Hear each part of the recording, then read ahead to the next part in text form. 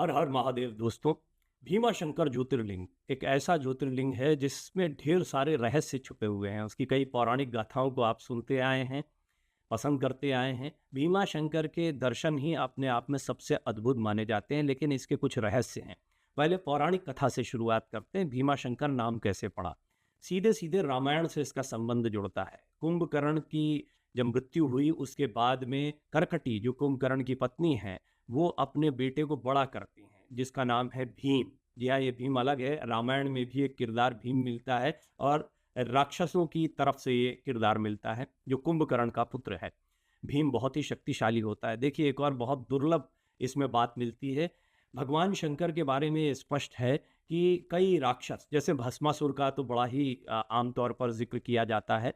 भस्मासुर भी भगवान शिव का ही उपासक था, उन्हीं से वरदान प्राप्त किया था। इसी तरह इस भीम ने भी भगवान शंकर की खूब जमकर पूजा उपासना की। हम सभी जानते हैं रावण भगवान शिव का सबसे बड़ा उपासक था, उसने भी वरदान भगवान शिव से ही पाए थे। तो भगवान शिव को जो है औडरदानी, महादानी इसी ऐसे ही नहीं कहा जाता है, भोला भंडारी भी ऐसे ही नहीं कहा जाता है। वो वर देने में कभी चूकते नहीं हैं। क्या पापी हो, क्या पुण्यात्मा हो, क्या राक्षस हो, क्या देवता हो, सभी को वरदान देते हैं। लेकिन जो गलत करता है उसका संहार करने के लिए खुद आते हैं।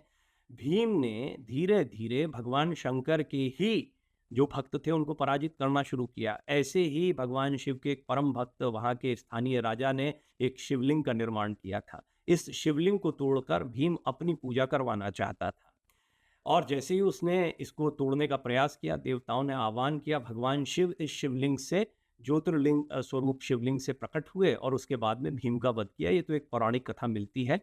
जो प्राकृतिक रहस्य है वो बड़ा महत्व का है। दरअसल ये जो पूरा क्षेत्र है ये प्राकृतिक औषधियों से भरा हुआ है।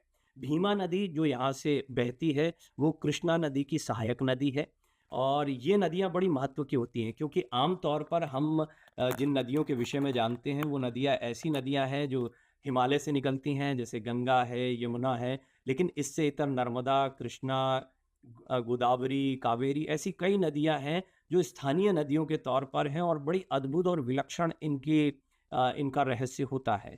तो इसी तरह से एक रहस्य भीमा नदी का भी है। कृष्णा नदी की सहायक नदी है, इसके इर्द गिर्द बहुत सारी औषधियाँ उत्पन्न होती हैं। श्रावण मास में यहाँ का मौसम देखने लग, पुणे से बहुत नज़दीक है भीमा शंकर, 110 किलोमीटर के आसपास की दूरी है। और जब भी आप जाएंगे तो आप यहाँ की प्राकृतिक छटा को देखकर मंत्रमुग्ध हो जाएंगे। तो ये प्राकृतिक रहस्य भी अपने आप में इस जगह के महत्व को बताता है, और पौराणिक महत्व तो इसका है ही। बोलिए भीमा शंकर महादेव की जय हो। हर हर महादेव। ये श्रावण आपके लिए मंगलकारी हो।